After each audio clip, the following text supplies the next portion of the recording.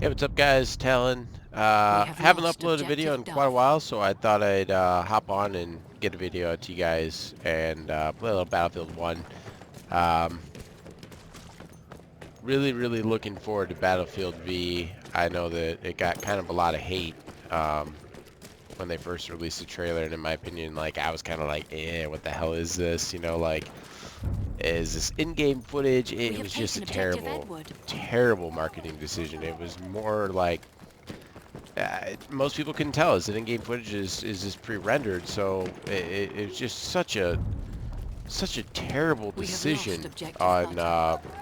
EA and DICE's part to release that footage as the trailer. Battlefield 1 had such a great um, trailer. Shit. I don't know how I heard the guys. I just didn't see him for a second. I think I was so deep in that thought. But anyway, it was just a really good trailer, and at the time, it was, you know, it had all those new graphics that were coming over from Battlefront. So I think a lot of people were just really excited to see Battlefield going back to a historical war time frame type thing. And with Battlefield V going back to World War II, I'm super excited. I've been playing Battlefield since Battlefield 1942, the Wake Island demo. So I'm, you know, a little bit older than some of the gamers.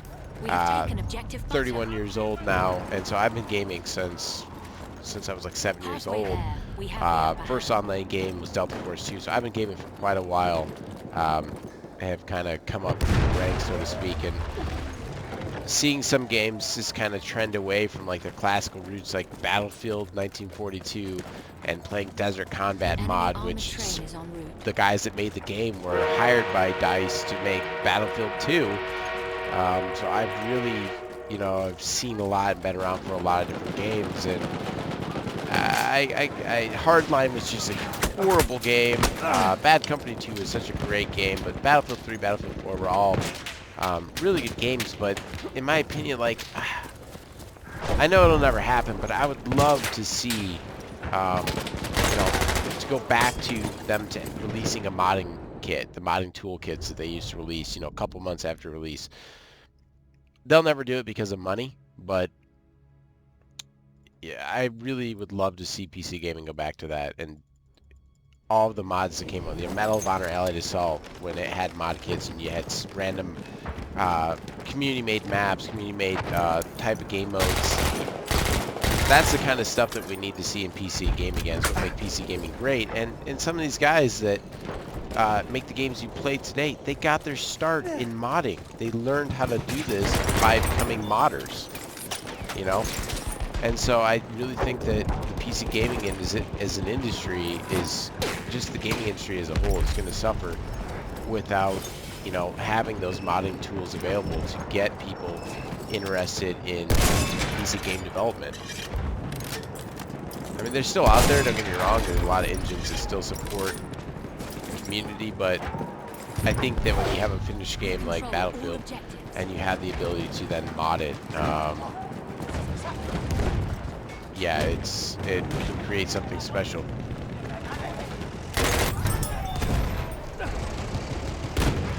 Like I said, you know, Battlefield 2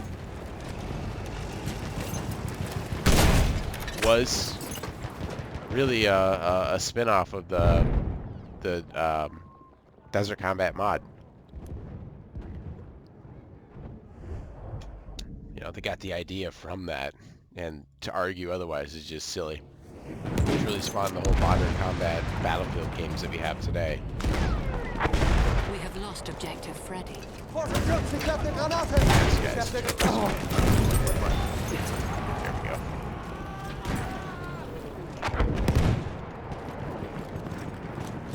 This tanker. There we go. Just to give you guys an update on the rig. Still running the 8700K at 5 gigahertz all cores. Still a GTX 1080 Ti.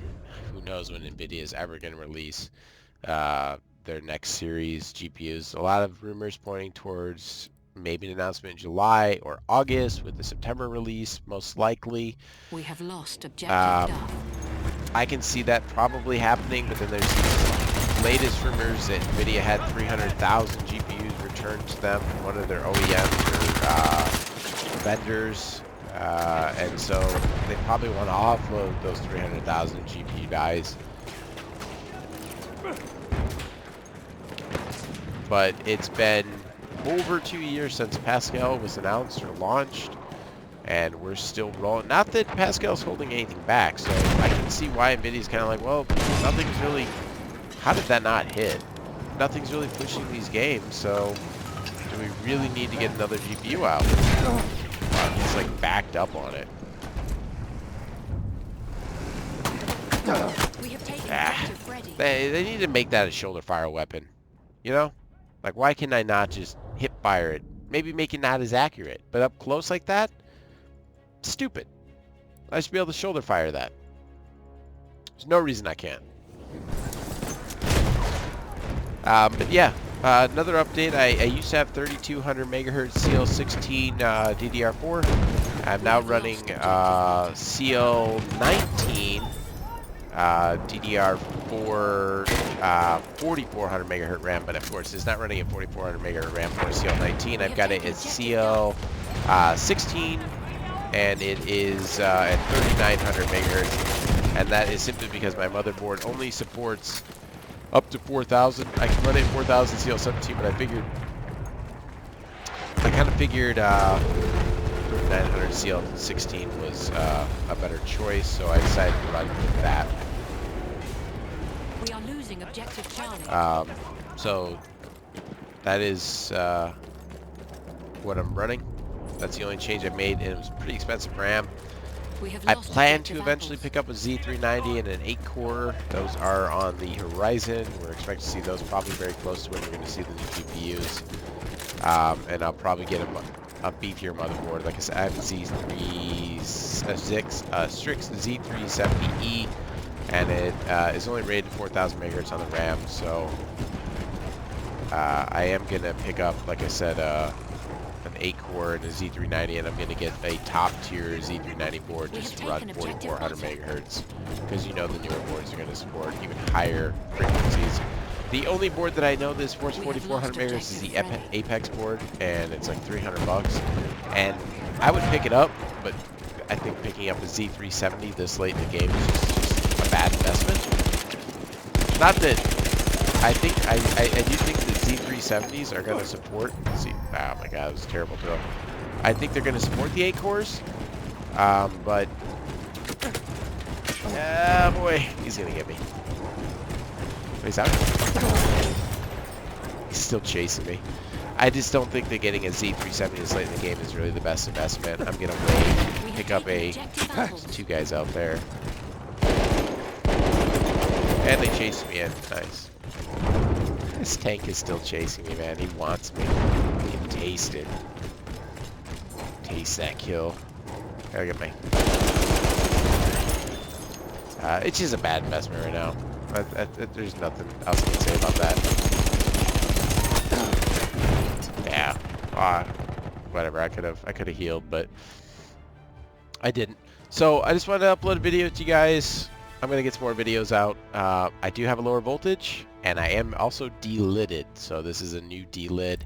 As you guys can see, 5 gigahertz, the most demanding map on the game, and we're like 50 degrees Celsius. I don't know how high it went. I haven't been watching the video, but you can see that I'm able to dip down to 1.232 volt under load, and the system is totally stable with 3900 megahertz RAM at CL16. So I didn't get my boat in there. I don't know. What are we going to? I'm gonna let it load up here, but I did get this chip delidded. The video hasn't gone too long yet, so let's just keep playing. 5 gigahertz temperatures, CPU utilization, and 1.248 volts under load, and it dips to 1.2. I hope it's I hate this map. 1.232 volts, as you guys can see there, which is just silly low. I mean, they just released the 8086K. I know everyone's probably heard about that. It's the Intel's limited edition commemorative CPU for the Intel 8086, the original. Basically, what Intel has been doing, let's talk about that a little bit. Intel was for the last, since about, I think about November of last year, Intel has been going through and they were skimming off the top essentially and taking the best 8700K chips, or what chips that were going to be designated to be an 8700K. And they were taking those and putting those on the side to make them their limited edition 50,000 that they made 8086Ks, which are which are out of the box single core, not all core, single core 5 gigahertz turbo boost. Their first ever CPU to have that, and which is kind of cool. Don't get me wrong, but the fact that they've been doing that, they didn't tell anybody, and everybody that got their like I got my chip way back in October last year when these launched. The fact that they've been doing that and just skimming off the top, and people have been buying 8700Ks thinking, oh, they're playing the lottery essentially, with playing a losing game. I think it's a little bit shady, right? I mean, that's just a little shady. You're watching on these reviews from around launch time, because most people aren't launching 8700K reviews anymore, thinking, oh man, I have a chance, I can get 5 gigahertz all core, 1.3 volt ish, maybe even lower, like my chip, insanely low. I hit a lottery ticket running with this chip. I just think that's a little shady, because the odds are stacked against you to get a chip that can do it, right? So pretty much today, if you want an 8700K that's getting 5 gigahertz on all fours and a reasonable voltage, or a lower voltage, you pretty much have to buy the 8086K and pay. Not only are you paying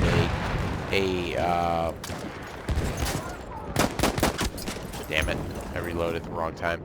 You're already paying that premium, right, for a K chip, but now you're paying an even higher premium just to get an 8086K, and I think it's on the order of like something like $120 higher than what they're asking for an 8700K, which is just insane, or maybe $100 higher. It's enough to kind of piss you off a little bit, because you're already spending enough money as it is, right? A sentry kit is available near your location. I love this gun, by the way. I don't know if anyone's used this gun. It does not... Oh, wait, I don't know what the range is on that. It doesn't have... Speaking of range, this gun does not have a lot of range, but up close, it just melts people, right? I hate this map. I really hate this map. So that's my rant. I'm done with that. That's my rant on the 8086K. Do I think it's worth it? If you want a guaranteed 5 gigahertz, you're pretty much going to have to spend all cores at a reasonable voltage. Yes, I think it's worth it. You're going to spend an extra $100. But at the same time, it's annoying, because we're right around the corner from the 8-core i7s that Intel's going to release Coffee Lake chips that are more than likely going to be compatible with Z370. If not, they're going to be Z390 boards. And they're probably going to cost very close to what you're going to pay for an 8086K today.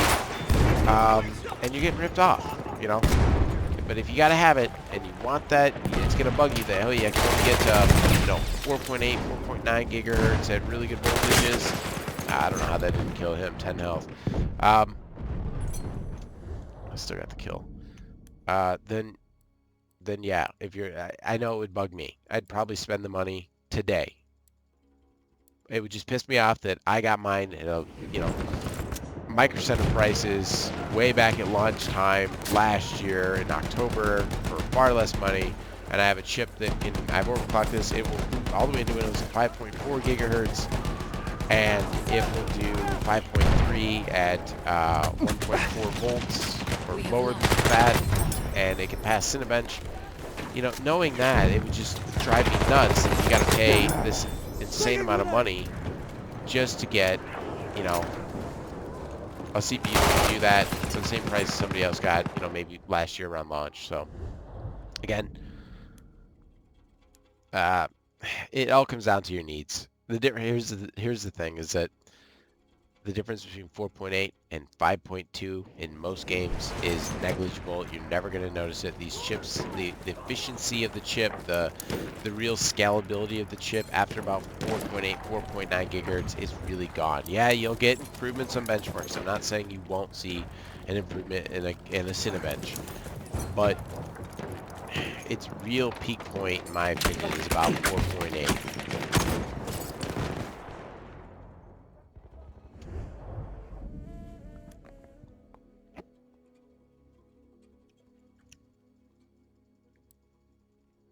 Oh man, I really hate this map. It's just so boring. It's one of the worst maps I ever made. I even think they did an update to this map, right? They even after the We have taken fix or objective whatever they did to Duff. this map, it's still just not a very good map. Not a lot of fun. Not very detailed. The sand, it's just bland, right? I hope we don't see a map like this with Battlefield V. But speaking of that, going back to Battlefield V, I'm excited for it. I kind of saw it past the trailer. I pre-ordered it as soon as it was available to be pre-ordered. I want to play it, man. Gotcha, bitch. I'm really excited to play it. The fortification, adding that aspect, building, reinforcing walls have been destroyed, reinforcing guns have been destroyed. So you can go after aircrafts. So you can't go around and destroy it. It's toasted for a while.